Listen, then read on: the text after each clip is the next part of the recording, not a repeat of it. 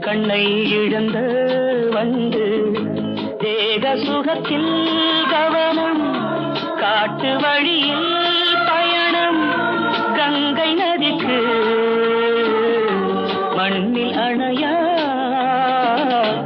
இளமையெனும் பூங்காற்று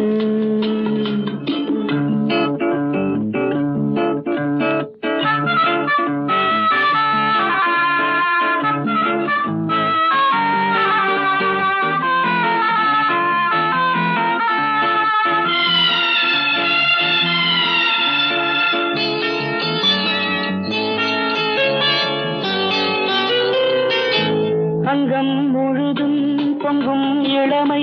இதம் பதமா